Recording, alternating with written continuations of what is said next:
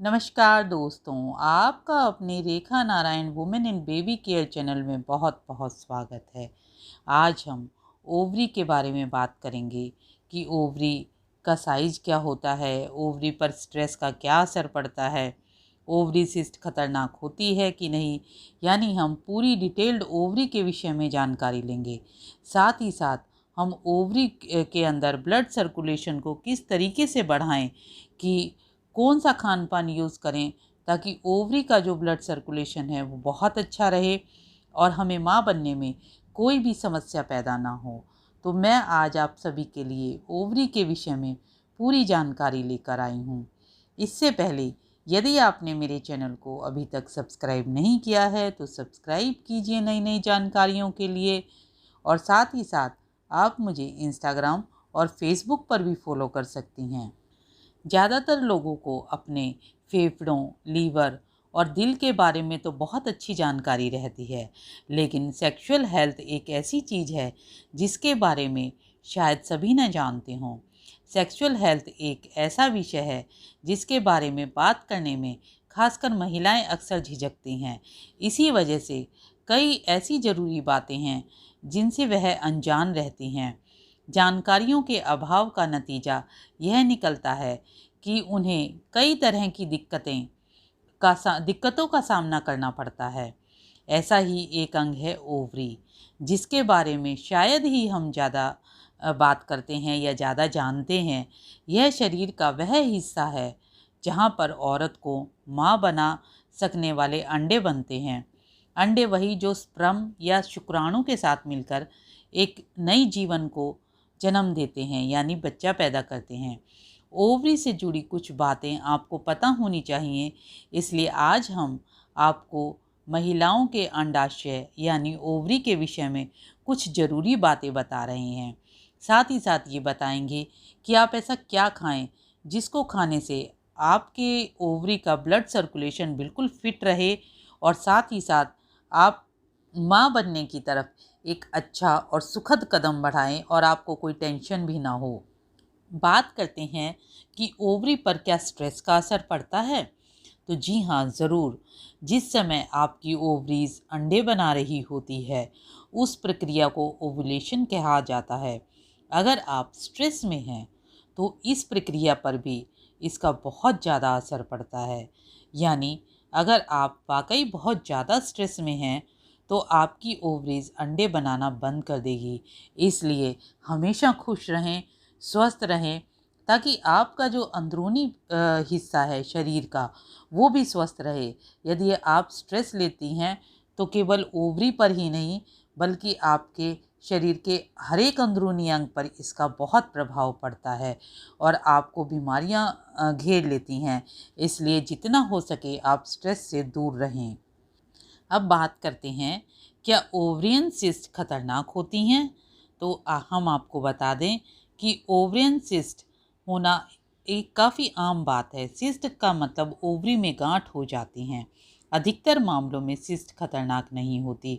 इसे ठीक करने के लिए या तो हल्की फुल्की सर्जरी या दवाइयाँ काम दे जाती हैं। इनसे लगभग 3 से 4 महीने में आपकी जो ओवरियन सिस्ट है वो ठीक हो जाती है। इसलिए इसमें घबराने की ज़रूरत नहीं है, सिर्फ थोड़ा सा अवेयर होने की ज़रूरत है। अब बात करते हैं ओवरी के साइज की।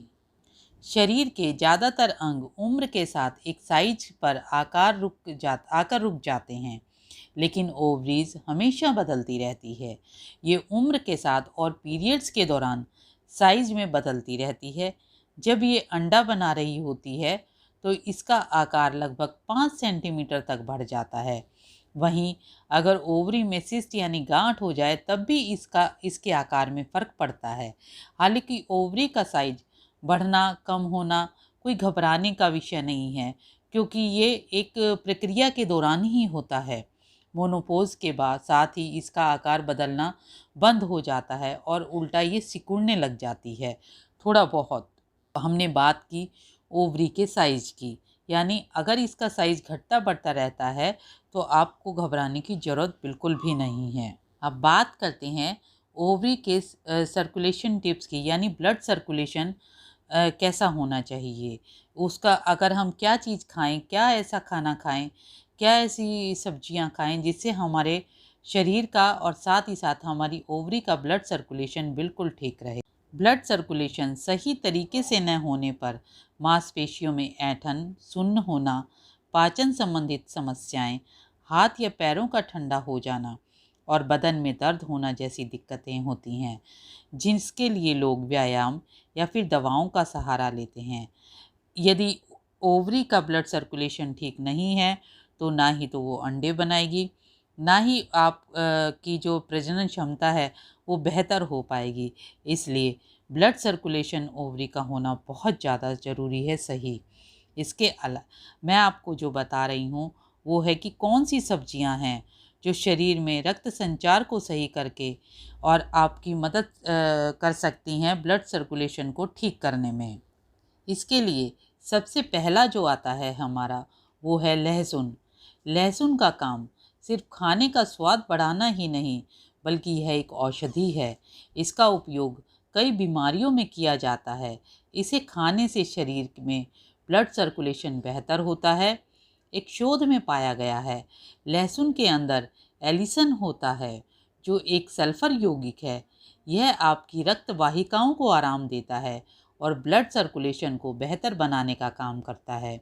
यानी आपको अपने खाने में लहसुन का प्रयोग ज़रूर करना चाहिए, चाहे तो आप सब्जी में खाएं, चाहे चटनी में खाएं, या चाहे आप इसकी कलियों को छीलकर सुबह खाली पेट भी इसको सेवन कर सकते हैं। ये हार्ट के लिए भी बहुत अच्छा है। नंबर 2 पर आता है प्याज। भारतीय खाने में प्याज एक अहम रोल अदा करता है, लेकिन क्या आप जानते हैं कि प्याज के अंदर फ्लेवोनोइड और कई एंटीऑक्सीडेंट्स पाए जाते हैं जो दिल की सेहत के लिए फ़ायदेमंद होते हैं। साथ ही साथ प्याज रक्त वाहिकाओं को खोलने का भी काम करता है। सिर्फ इतना ही नहीं, प्याज के अंदर एंटी इंफ्लामेटरी गुण भी होता है जो रक्त धमनियों में आई सूजन को भी कम कर सकता है।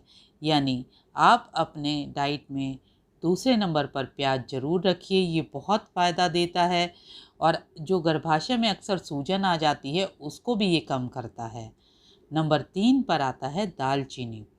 दालचीनी का उपयोग आमतौर पर सब्जी के में मसालों के तौर पर किया जाता है या फिर मसाला चाय में इसका इस्तेमाल किया जाता है। क्या आप जानती हैं कि यह ब्लड सर्कुलेशन को बेहतर बनाने का काम भी बहुत अच्छे से कर सकती है। कई अध्ययनों में पाया गया है कि दालचीनी के जरिए कोरोनरी धमनी में रक्त वाहिकाओं का फैलाव और ब्लड सर्कुलेशन में सुधार होता है। यानी आप दालचीनी बहुत अच्छे से अपने खाने में, अपनी डाइट में इस्तेमाल कर सकती हैं। साथ ही साथ आप दालचीनी की चाय भी ले सकती हैं। ये आपकी पीसीओडी की समस्या को भी बहुत जल्दी हल करती है दालचीनी। नंबर 4 पर आता है हल्दी। हल्दी का उपयोग सर्दियों में आयुर्वेद में किया जा रहा है। भारतीय व्यंजनों में इसका उपयोग लगभग सभी चीज़ों में होता है। एंटीसेप्टिक होती है हल्दी, साथ ही ब्लड सर्कुलेशन को बढ़ाने में भी बहुत लाभदायक साबित होती है। दरअसल हल्दी के अंदर करक्यूमिन नामक यौगिक होता है जो नाइट्रिक ऑक्साइड के उत्पादन को बढ़ाने और ऑक्सीडेटिव स्ट्रेस को कम करने का काम करता है। यानी जब आपकी स्ट्रेस कम होगी तो साथ ही साथ आपकी ओवरी भी बहुत अच्छे से काम करेगी और ब्लड सर्कुलेशन बहुत अच्छा रहा तो आप माँ बनने की प्रक्रिया में भी आगे बढ़ सकती हैं। नंबर 5 पर आता है टमाटर। टमाटर के उपयोग से भी रक्त वाहिकाएं खुलती हैं और ब्लड सर्कुलेशन बेहतर होता है। दरअसल टमाटर में मौजूद गुण एंजियोटेंसिन परिवर्तित एंजाइम की गतिविधि को कम करता है और रक्त वाहिकाओं को सिकुड़ने से रोकता है। यानी जब ओवरी हल्की फुल्की कहीं दिक्कत होती है, सिकुड़ने लगती है, तो वहाँ उसके एंजाइम पहुँचकर और उसको सिकुड़ने से रोकते हैं और ब्लड सर्कुलेशन को बेहतर बनाता है। साथ ही साथ ये फर्टिलिटी को बहुत अच्छा करता है टमाटर। तो आप अपने खाने में टमाटर का इस्तेमाल ज़रूर कीजिए। नंबर 6 पर आता है चुकंदर। चुकंदर को काफ़ी लाभदायक माना जाता है। ख़ास तौर पर चुकंदर का जूस या सलाद में खाने से शरीर को कई तरह के फ़ायदे होते हैं। ऐसा इसलिए क्योंकि चुकंदर में नाइट्रेट की मात्रा अधिक होती है। नाइट्रिक ऑक्साइड रक्त वाहिकाओं को आराम देता है और मसल्स के टिश्यू में रक्त प्रवाह को बढ़ा देता है। और आप अपने खाने में चुकंदर का इस्तेमाल ज़रूर कीजिए, क्योंकि ये खून को भी बहुत अच्छा बनाता है और खून की वृद्धि में भी बहुत फ़ायदा देता है चुकंदर। बात करते हैं नंबर 7 की, कि पत्तेदार सब्जियां।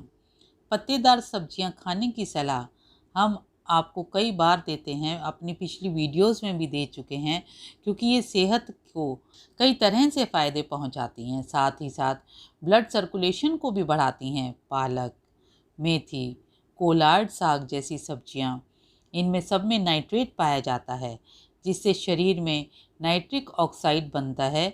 ये रक्त वाहिकाओं को चौड़ा करती हैं और ब्लड सर्कुलेशन को बढ़ाती हैं।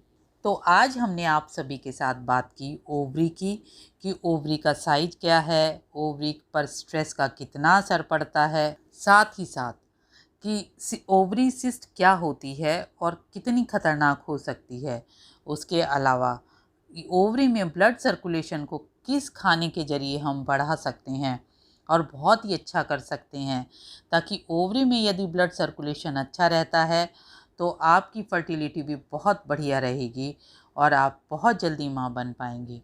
तो अपने खाने में इन सभी चीज़ों को जो हमने बात की, लहसुन, प्याज, दालचीनी, हल्दी, टमाटर, चुकंदर, हरी पत्तेदार सब्जियां, इन सब को आप अपने खाने में ज़रूर शामिल कीजिए और अपनी जो फर्टिलिटी है उसको आप बढ़ाइए, ब्लड सर्कुलेशन को बढ़ाइए। साथ ही साथ एक बहुत ज़रूरी चीज़ है जो आपको अपनी दिनचर्या में ज़रूर शामिल करनी चाहिए, योगा और मेडिटेशन। इनके ज़रिए आप स्ट्रेस को बहुत जल्दी घटा सकते हैं। साथ ही साथ आप मेंटली और फिज़िकली बहुत फिट रहेंगे यदि आप इन कामों को करते हैं। यदि ये मेरी वीडियो आपको पसंद आती है तो प्लीज़ मुझे कमेंट बॉक्स में ज़रूर बताएं और आप सभी मेरे साथ ऐसे ही जुड़े रहें। और जो मेरे चैनल पर नए हैं, प्लीज़ मेरे चैनल को सब्सक्राइब कीजिए। आप सभी का वीडियो देखने के लिए बहुत बहुत धन्यवाद। हमेशा खुश रहें, स्वस्थ रहें, यही मेरी कामना है। धन्यवाद।